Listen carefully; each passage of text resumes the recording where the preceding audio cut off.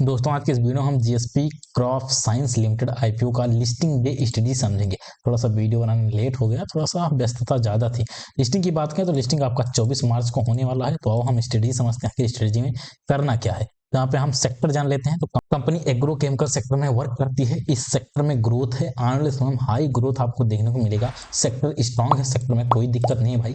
आप इसमें डेप्थ में चाहो पढ़ना पढ़ लो, यहाँ पे पूरा डिटेल में लिखा दिया हूँ, कोई दिक्कत नहीं है। आप पूरा बैठ के पढ़ो, वीडियो पॉज करो, पढ़ो भैया आराम से। लेकिन इतना ही समझो कि एग्रोकेमिकल सेक्टर में कंपनी का वर्क है, बढ़िया सेक्टर है, ठीक ठाक सेक्टर है। और कंपनी के पास जो है बाहर से विदेशों से भी पैसा आता है, मतलब ग्लोबली ओरिएंटेड भी है कंपनी। ये बात आप जान लीजिए बस, ठीक है, इतना ही हमें जानना था। फाइनेंशियल की बात करें, सेक्टर तो भाई स्ट्रांग आ गया। आप फाइनेंशियल की बात करते हैं। फाइनेंशियल में ईयर ऑन ईयर ग्रोथ आप देखो 24 से 25 में रेवेन्यू 12.3% बढ़ा है, शानदार। इबिडा जो है 25.78% बढ़ा है, ठीक है।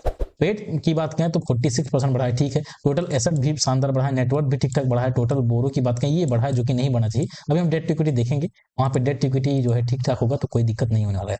यहाँ डेट इक्विटी की बात करें तो 0.55 का है, जो कि ठीक है, कोई दिक्कत नहीं भाई। 1 से कम है, बढ़िया है, कोई दिक्कत नहीं। डेट से कोई प्रॉब्लम नहीं है भाई, कंपनी है तो वहां पे डेट होगा, लेकिन ज्यादा डेट नहीं होना चाहिए। 1 से कम रहता है डेट तो बढ़िया रहता है, तो 1 से यहाँ पे कम ही है, बहुत ही कम है, 0.5 है। ROE की बात करें, ठीक है। आरओसी भी ठीक ठाक देखने को मिल रहा है। यहीं पे हम पेट मार्जिन की बात करें तो 10% के अराउंड है, ठीक है। इबिडा मार्जिन भी ठीक ठाक देखने को मिल रहा है। ओवरऑल फंडामेंटल कहीं ना कहीं गुड देखने को मिल रहा है। ऑब्जेक्टिव की बात करें तो कंपनी यहाँ पे अपना जो है डेट वगैरह पे करने वाली है, मतलब अभी वैसे भी डेट टू इक्विटी इसका कम है और आने वाले समय में और बढ़िया सुधर जाएगा, तो अच्छी चीजें हैं, चलो ठीक है। बाकी कंपनी और जो बचा हुआ पैसा है अपने ऊपर कुछ खर्चा करेगी। पीयर कंपेरिजन में देखोगे बहुत सारी भाई कंपनियां लिस्टेड हैं, बहुत ही ज्यादा भीड़ भाड़ वाला सेक्टर है। तो इसमें हम जल्दी से एनालाइज कर लेते हैं आखिर कौन सा नंबर 1 है। अपना जो आईपीओ है ये टॉप 3 में सस्टेन कर रहा है कि नहीं कर रहा है, उसको हमें देखना पड़ेगा। यहाँ पे आप देखोगे धनुका एग्रोटेक का इसका पी रीजनेबल है, रिटर्न ऑन नेटवर्थ इन सब में सबसे ज्यादा आई थिंक देखने को मिल रहा है।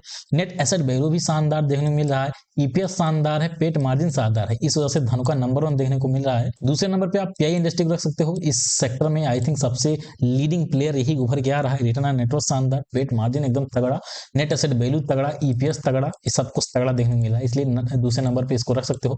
थर्ड नंबर पे आप जीएसपी क्रॉप साइंस अपना जो आईपीओ है उसको रख सकते हो। मतलब अपना आईपीओ कहीं ना कहीं टॉप 3 में आ रहा है। टॉप 1 नंबर पे आता है तो बेहतर रहता है, बाकी टॉप 3 में है तो कोई दिक्कत नहीं, बढ़िया है। मतलब अपना आईपीओ कहीं ना कहीं सस्टेन कर रहा है, इन लोगों को टक्कर दे रहा है, सेक्टर में उभर के आ रहा है। आने वाले समय हो सकता है बढ़िया प्लेयर भी बन सकता है ये। आईपीओ प्राइस की बात करें, ऑब्वियसली आईपीओ प्राइस फेयर है, ठीक है। अभी पिछला 1-2 आईपीओ जो आया है फेयर प्राइस पे ही आया है, ये भी फेयर प्राइस पे बढ़िया है। एंकर बुक की रेटिंग की बात करें, बेकार रेटिंग भाई, मतलब आईपीओ मुझे ठीक ठाक लगा और एंकर बुक उस लेवल की मुझे नहीं देखी। 2 आउट ऑफ 10 की रेटिंग देखने को मिल रही, बेकार यार, मतलब बेकार देखने को मिल रहा है यार, ये थोड़ा सा नेगेटिव पॉइंट मेरे लिए बन गया।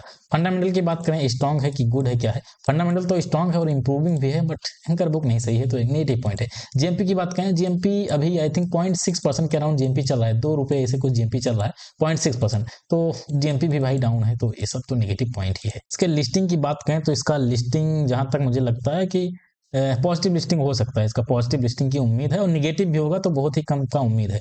तो मेरा मानना है इसकी लिस्टिंग 330 या 335 के अराउंड ऐसे कुछ हो सकता है, 330 के अराउंड ऐसे कुछ देखने को मिल सकता है। जहां तक मेरा मानना है लिस्टिंग 330 के अराउंड ऐसे कुछ हो सकता है पॉजिटिव लिस्टिंग। बाकी निगेटिव भी लिस्टिंग होता है इसका, तो 310 ऐसे कुछ, 310 या ऐसे कुछ लिस्टिंग निगेटिव में भी हो सकता है। इससे ज्यादा मुझे नहीं लगता कि कुछ हो सकता है इसमें, ठीक है। तो ना ज्यादा पॉजिटिव लिस्टिंग की उम्मीद है, ना ज्यादा निगेटिव का, ठीक ठाक बीच में है। बाकी देखते हैं मार्केट कंडीशन कैसा रहता है। मार्केट कंडीशन ठीक ठाक रहता है तो बेहतर परफॉर्मेंस दे सकता है। और बाकी 330, जहां पर मेरा मानना है 330 के राउंड ऐसे कुछ लिस्टिंग देखने को मिल सकता है, मतलब वही 3 to 5% का पॉजिटिव लिस्टिंग देखने को मिल सकता है। तो रहा एक्सपेक्टेड लिस्टिंग। अब बात करते हैं होल्ड करना है, सेल करना है, क्या कुछ करना है। पहली चीज, ये लिस्टिंग गेन के लिए आईपीओ था नहीं, मैंने ये जो है आईपीओ रिव्यू में बता दिया था, लिस्टिंग गेन के लिए नहीं है, केवल लॉन्ग टर्म के लिए। बाकी यदि आपने फिर भी जो है लिस्टिंग गेन के लिए लगाया था, तो मैं आपको यही कहूंगा, आपको जो भी लिस्टिंग मिल रहा है उसको लेके आप जा सकते हो। हाँ, आप उस कंडीशन में रुक सकते हो, मान लो इसकी लिस्टिंग बहुत ज्यादा नेगेटिव हो जाती है, 15-20% इस तरह नेगेटिव लिस्टिंग हो जाती है, तो आपके पास कोई चारा नहीं बचेगा, तब आप हो सके तो यहाँ पे होल्ड ही कर लेना तो ज्यादा बेहतर रहेगा। बाकी यदि आपने केवल लिस्टिंग गेन के लिए लगाया था, तो जो भी आपको लिस्टिंग मिल रहा है 2-3% पॉजिटिव, उन सबको लेके आप जा सकते हो।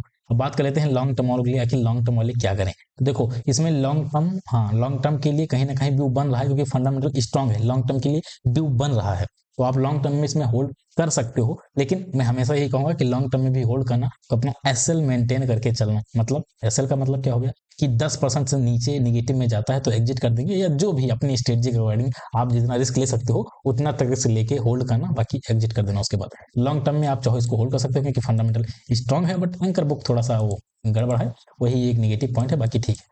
थर्ड नंबर, इसमें फ्रेश एंट्री करें कि ना करें।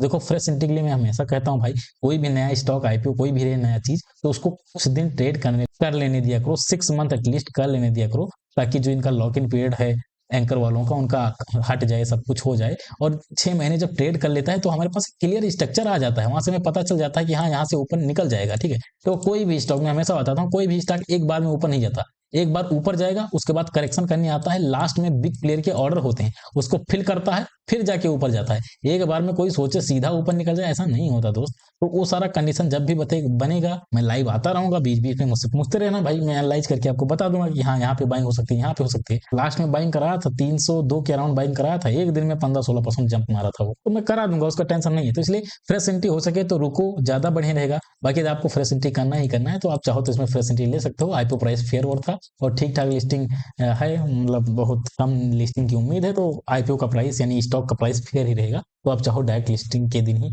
आप जो है एंट्री मार सकते हो, आपके ऊपर छोड़ता हूँ। आप रिस्क लेना हो चाहते हो, तगड़ी रिस्क टेकर हो, तो आप उसी दिन डायरेक्ट एंट्री कर सकते हो। यदि आपको वेट करना है, सेफ साइड चलना है भैया, तो अभी कोई और स्टॉक पकड़ो, एचडीएफसी बीएससी वगैरह कोई स्टॉक देखो भैया, इसमें वेट करो, आने वाले दिनों में जब 6 महीने में स्ट्रक्चर बन जाएगा फिर एंट्री करना। फिलहाल आज की वीडियो यहीं पे समाप्त करते हैं। आप क्या करने वाले हो, होल्ड कर रहे हो, क्या कुछ कर रहे हो, और आपके अकॉर्डिंग कितना लिस्टिंग हो सकता है, ये सब कमेंट में हमको सुझाव दीजिए। उसकी क्लैरिटी हम लोगों को भी मिलेगी और सारे लोगों को मिलेगा, उसको राय जरूर दीजिएगा। मिलते हैं अगले वीडियो में, तब तक के लिए जय हिंद, वंदे मातरम।